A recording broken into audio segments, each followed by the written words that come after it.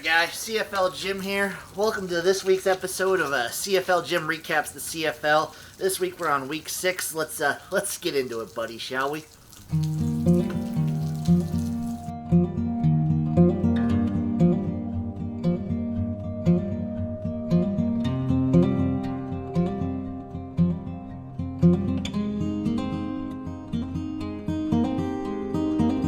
Game number 1, we had the Edmonton Elks taking on the Montreal Alouettes, with the Elks winning 32-31. Montreal did it again, folks. The Alouettes snatched defeat from the jaws of victory, and I think this is going to be a running theme for this Alouettes team with how this season's going to be going. I don't see them doing anything productive. This seems like a punt of a year for the Montreal. Taylor motherfucking Cornelius for the Elks is going to be a game changer. I'm calling it right now. He's a born winner. He did it for the Vipers. According to XFL Jim, he'll sing his praises till kingdom come. And you saw it here with this second half comeback by the Elks. The guy has that corn dog in him. He's just built to win. He gives this team a pulse. He gives them just everything. He gives it all he has. And oh my goodness, Kenny Lawler might be the best player I've ever seen at drawing pass interference penalties. That gets me into the other thing for the Alouettes. Penalties just killed this team this entire game. It felt like they had 300 yards of penalties the whole time. It was just sloppy play from the Alouettes. The Elks didn't look great for a good chunk of it, but they came back, they got the win, and now they have 2 wins under this belt. This Elks team has fight in them. They're a team that nobody wants to play throughout the rest of this season. I think it's going to be a fun season for the Elks. Main takeaways for the Alouettes.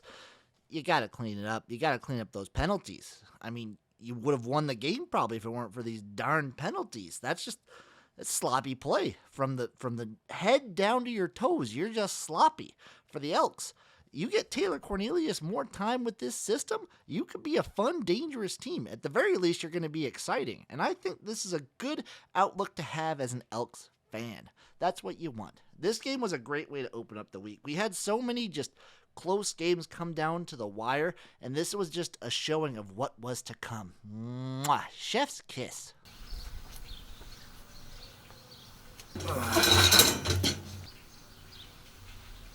Game number 2, we have the Calgary Stampeders taking on the Winnipeg Blue Bombers, the battle of the unbeatens. And I don't know about you guys out there, but old CFL Jim here was extremely excited for this game.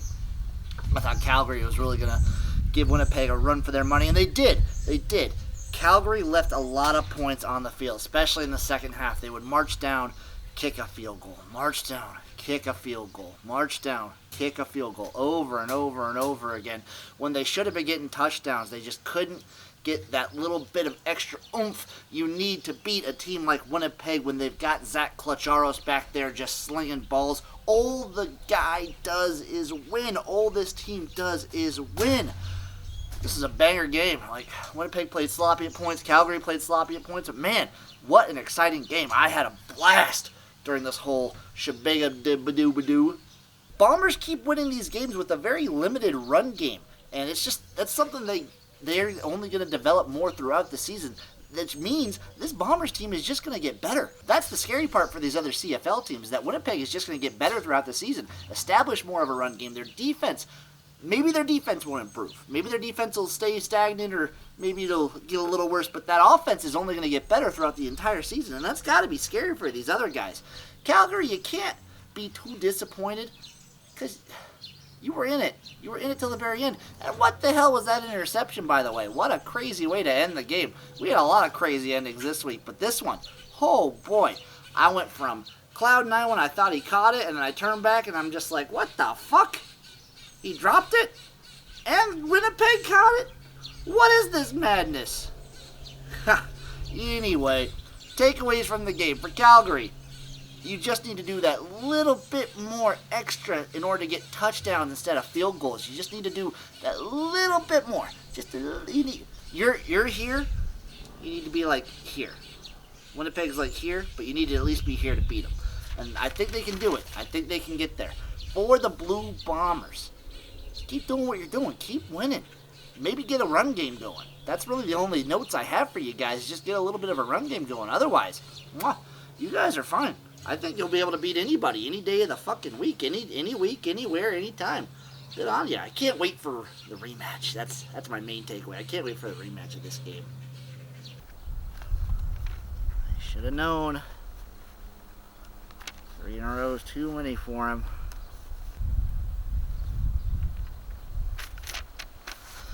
Game number 3, we have the Saskatchewan Roughriders versus the Toronto Argonauts, with the Argos winning 30-24.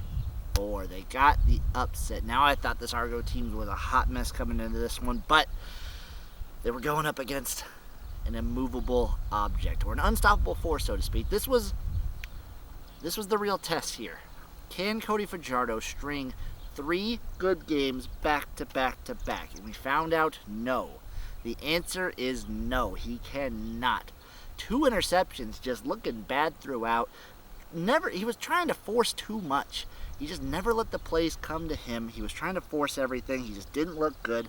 The Argos played their cleanest game of the season, maybe. This Rough Riders defense is good, and they're legit. This Argos offense actually stepped up. They looked pretty darn good here. But man, the big story for me is Cody Fajardo just looking sorry. Just looking sorry. This game was chippy from the start.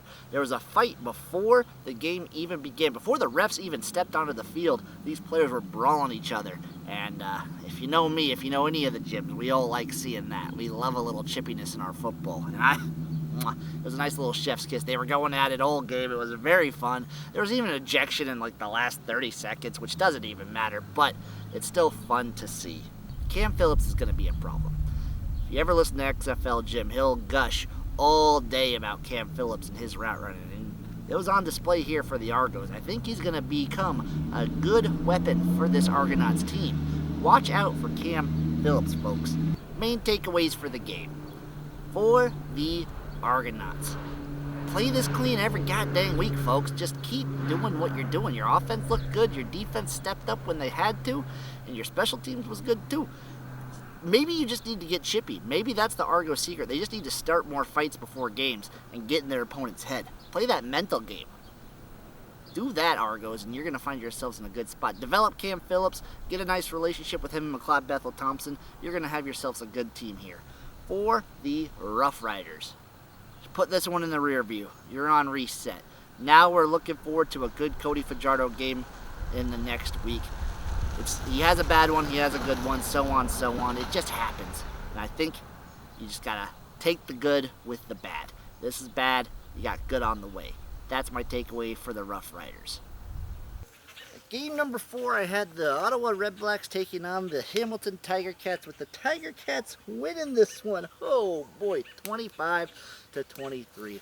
This seemed like a game that nobody wanted to win, and somebody had to. So Hamilton took it upon themselves to win this one, although they almost snatched defeat from the jaws of victory like they have done week in and week out these previous 5 weeks. Ottawa was on a tear there in the second half, but they just couldn't get it done at the end. The kick just wasn't good enough. What a crazy finish that we had. Some crazy finishes this week, and this was definitely one of them. It was a fun one. We had 2 Evans, the 2 brothers, I'm going to call them. I don't care if they're brothers or not. They are the brothers to me. The brothers Evans battling off in this matchup. Dane Evans had the cleanest game of the season so far for himself, and the other Evans for Ottawa, if I'm an Ottawa fan, I'm just happy that Nick Arbuckle's coming to town, if you know what I mean. This wasn't a great showing for him. Ottawa has a little bit of a run game. Hamilton's defense looked good throughout, but this is just a really mess of a game that just, these teams were both defeated for a reason. One team had to come out the victor, and you see what happens. Takeaways for the game. If you're Ottawa, you like that your team showed promise, you like that it showed hope, but you just wanted a little bit more. You wanted more of that oomph. You wanted a cleaner game from your guy. Hopefully, with Arbuckle coming in, either this gives Caleb Evans a nice little jump in competition, or he comes in, manages the team, we go on a little bit of a nice little wind tear here, but I'm not hopeful. I'm not too hopeful for you Ottawa folks. For Hamilton, maybe this is the spark that your team needed. Maybe you just need to get one win under your belt, and you can roll off and be the team that everyone thought you were going to be coming into the season. Now, pump the brakes a little bit. You look clean.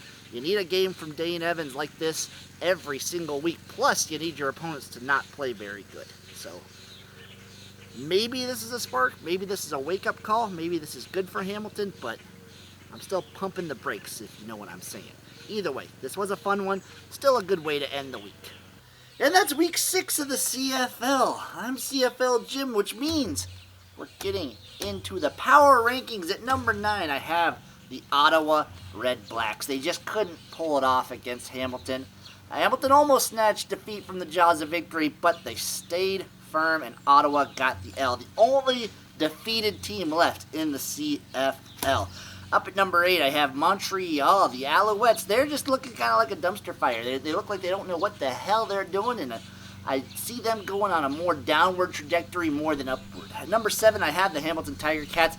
Big jump. They jumped 2 spots to number 7. I think they're going to be well improved throughout this season. I think this is the game that Dane Evans needed, and maybe the game that this Ticats team needed to get them back to where they want to be. At number 6, I have the Edmonton Elks. They're playing with heart.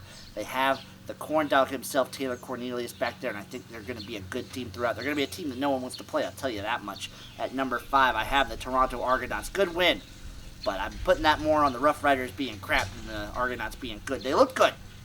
They look good, but they're number 5 for now. I don't know where to place them yet. At number 4, I have the Calgary Stampeders.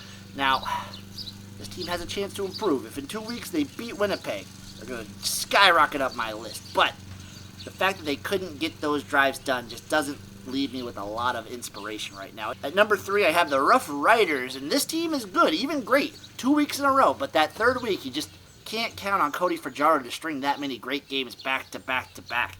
At number 2, I have the BC Lions. They were off this week, but I still think this offense is probably the best offense in the entire league.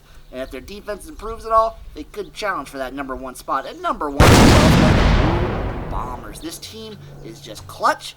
They're good, and all they do is win. They just don't stop winning. This team is what you want out of a great CFL team, out of a Grey Cup champion, out of a 2-time back-to-back Grey Cup champion team, and maybe going for their 3-peat.